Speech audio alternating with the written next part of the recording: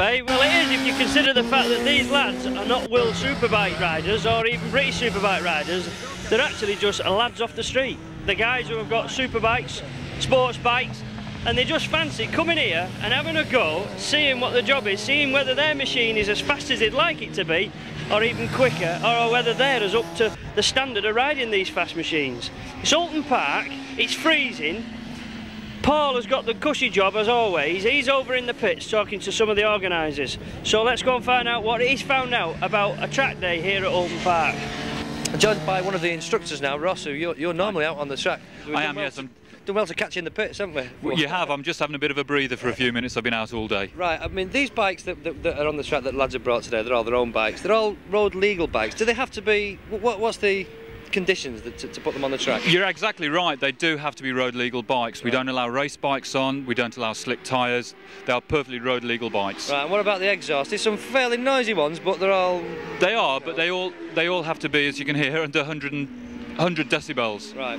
Which makes them not too noisy. They're quite good. So as long as there's nothing outrageous, they're allowed on the track? Absolutely, yes. And what about lights? You know? Lights, no, they can take the lights off because at the end of the day, we've got to think about the cost if they crash the bike, unfortunately, and a lot of people do replace lights, they take them off.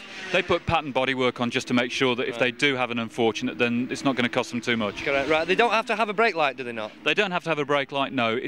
Sometimes it can put people off if they brake a bit early, but no, they're perfectly road legal bikes with a few modifications. Right, and what about the riders themselves? Do you get any crazy people? Do you ever have to say, hey, come on, get off the track? Unfortunately, we do. We get the odd racer that's trying to sneak in with us, and their lines are somewhat different to ours because they're cutting people up.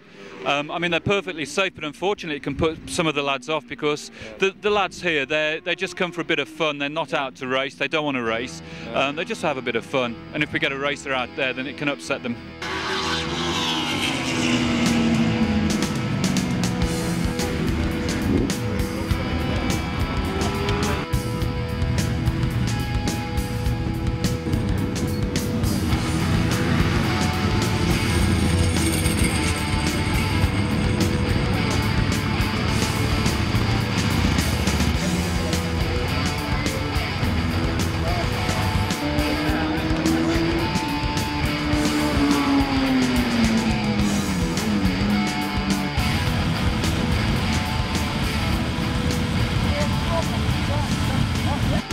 Well, I'm joined by John Stevens here, who's just about as experienced as you're ever going to get with craft work on a circuit. Because John teaches Grand Prix drivers in cars. He coach them. You coach them? Coach them, yeah, not teach them. Coach well, them. They know what they're doing already, don't they, John, really? But you just give them the finer edge. That's right. And motorcycles as well, and that's why you're here.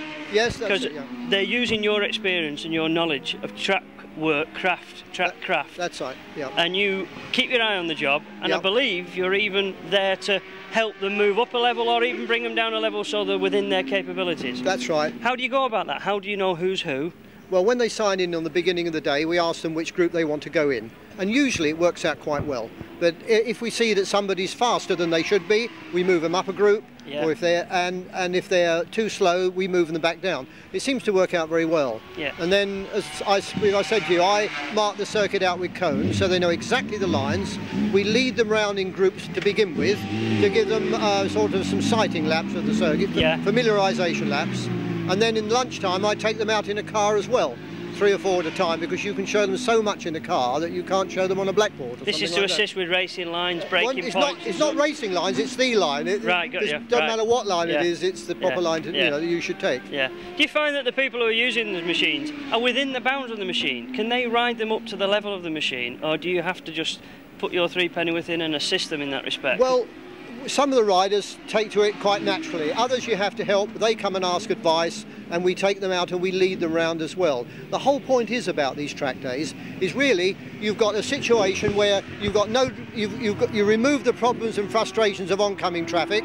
They got room to make mistakes in complete safety, and they got a repetitive situation where they go through a corner, get it wrong, In 2 or 3 minutes' time, they're going through that corner again. But with guidance from us, they can practice and practice till they get it right. And because the other point is that they can really, if they ride within their limits, they can really use the performance of their bike on a track day like this, whereas on the road it's just not safe to do it. Sure, but it's going to be advantageous to them on the road then, isn't it? What they learn, they can transfer that to the road. Absolutely. What we keep telling them all the time is everything they learn here, they can apply to the road. I mean, just to give you a very quick instance, when you're on a racing circuit, every time you come out of one corner, you're planning where you're going to be for the next one, exactly as you should be doing on a public road.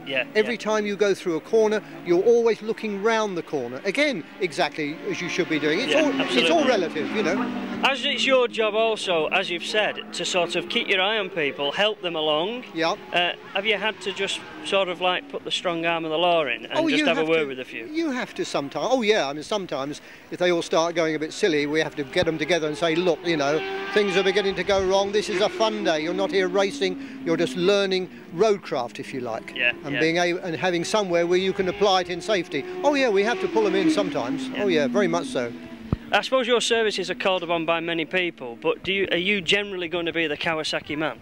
Well, I am. I've been, since we started the school, or since we started these track days, I've been working with Roger Burnett, and we do it together all the time. Yeah. Oh yeah. And there's many more to come in different parts of the country, presumably? Oh yes, yes. We go all over the country.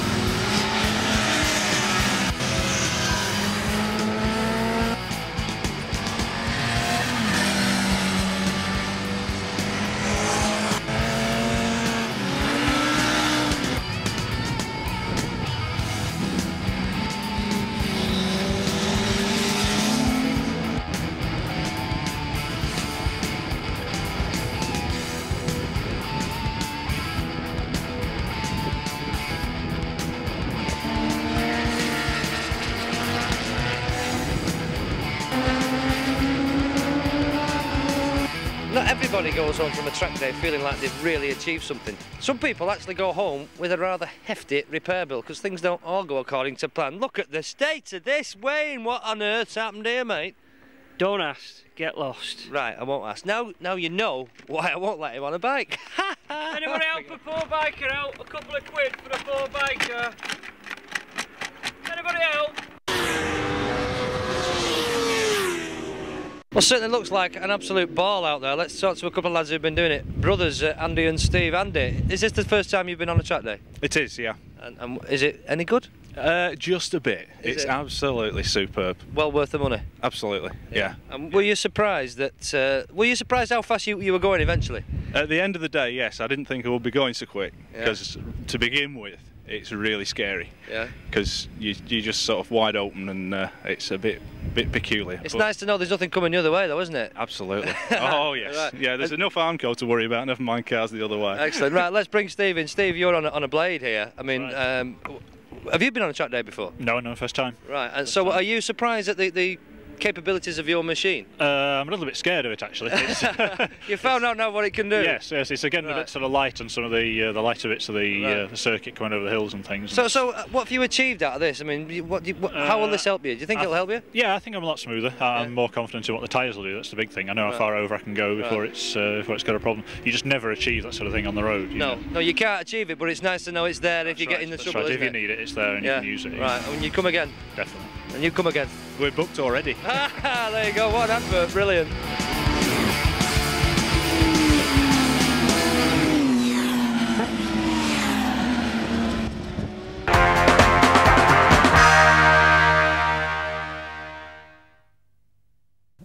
Welcome back, and once more with Carl Fogarty in his motorhome, and this time we're going to see what is behind the sort of personal appearances and all the rest of it that these superstars get involved in, this glamorous lifestyle.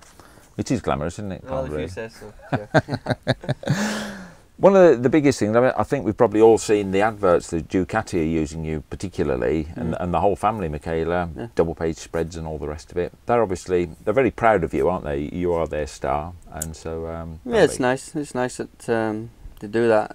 That's it's more a thing that's been done by the British importer, Morcinelli, than actually Ducati. Oh, is it? Yeah, they've done that. So, but Ducati in Italy, obviously, they've done their own sort of things as well over the years. You know, over there. I think they're pretty keen on the family sort of thing. They like that. They like that sort of thing, and they always seem to do something. And they seem pretty keen on Michaela. With one of them, I thought was a bit suggestive that Morcinelli did. Yeah. That was the only reason for doing it, because he wanted her on her own. They weren't bothered about me.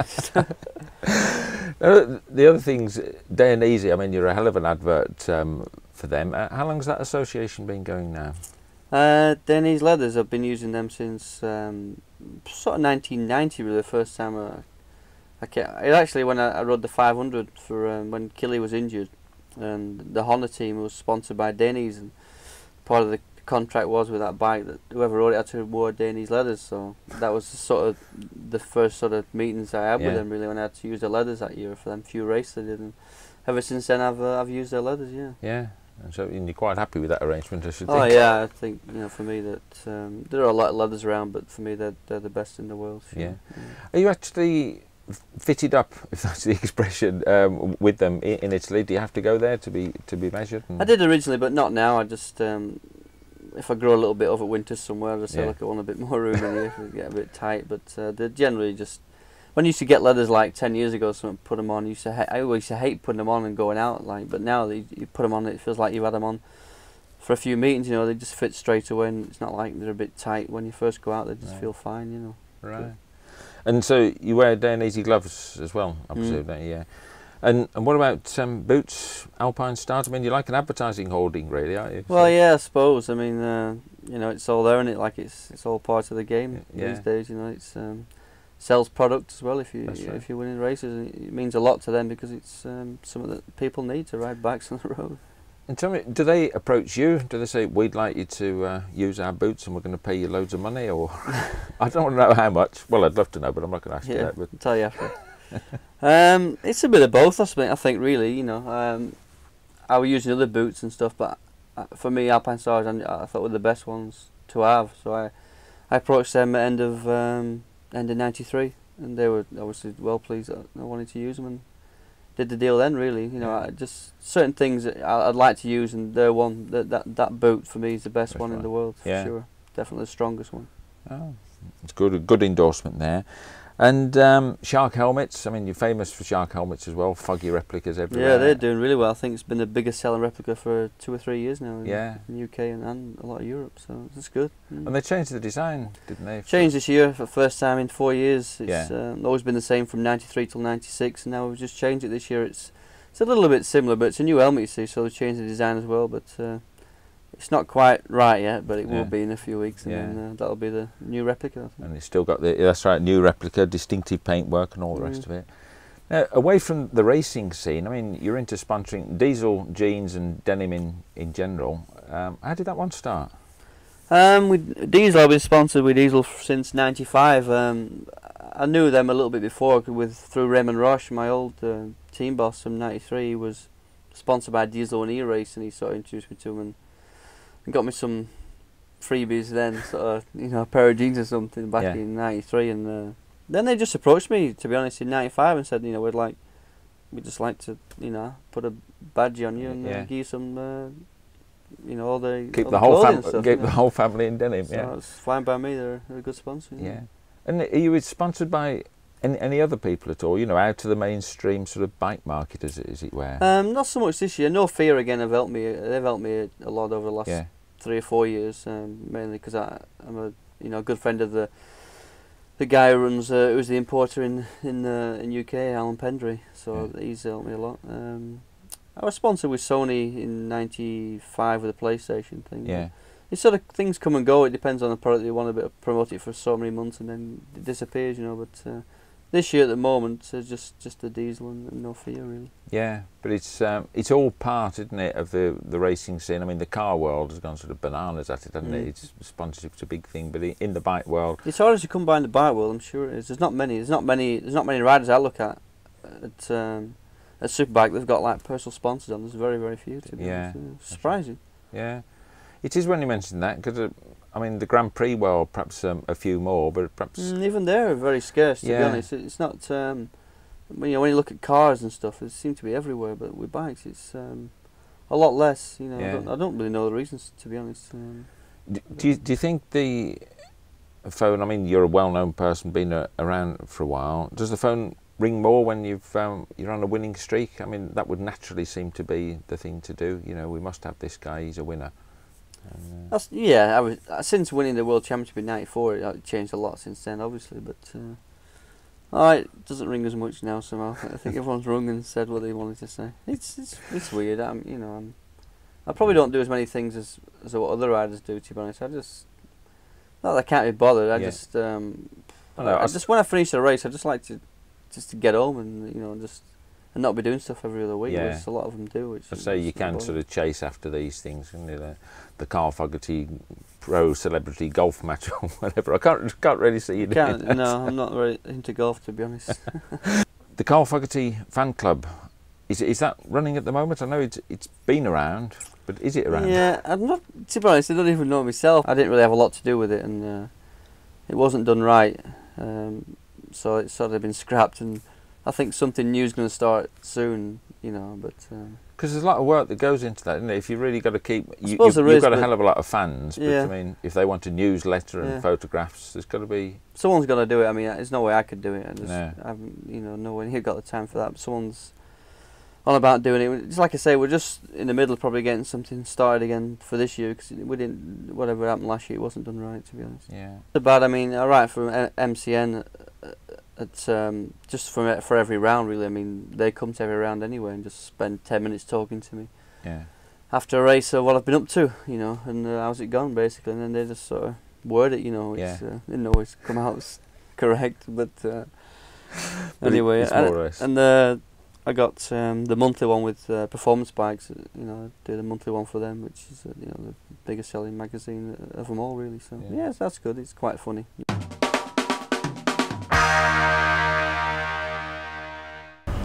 Well, this week I'm at Colin Appleyard Motorcycles in Yorkshire, and this is what I found lurking in the corner of the showroom. This is the bike that's been seen on every pub car park and on every rally in the late 80s and early 90s, the superbike of the early 90s, Yamaha's FZR 1000 X-Up. This was the bike to beat all bikes in its day, and as you can see, still in great demand. But Yamaha have gone forward from this and technology moves on, and they're after now beating Honda's Fireblade, and just look what they've come up with to do that. This is the successor to the X-Up. This is an altogether totally different looking machine. Gone are the gaudy colours of the late 80s and 90s, and this has got an altogether much more classy look. Completely new fairing, new shaped windscreen and a totally new frame. This is 1002 cc's of awesome power. And beneath this sleek fairing there's an inline water-cooled transverse 4-cylinder engine with 20 valves, double overhead camshaft, and the fuel system is 4 38mm Mikuni carbs. The gearbox is a conventional Yamaha 5-speed, and the drive to the rear wheel is by a conventional chain. The thing about high speeds and top performance is you've got to have incredibly powerful brakes, and this machine is provided at the front with twin discs and 4-piston calipers which give incredible stopping power. To the rear there's a single disc and a twin piston caliper. Suspension on this machine is quite conventional. The front, the straightforward 48mm forks, which are fully adjustable for rebound and preload. At the back there's a single monoshock which is also fully adjustable. This huge fuel tank carries actually 19 litres of fuel, and it's claimed you can get around 40 miles to the gallon, although not at 160 miles an hour all day you won't. 165 miles per hour is the claimed top speed of this machine, and it develops around 145 brake horsepower. And at 9,249 pounds, you're dying to see what it's like on the road. Well, so am I.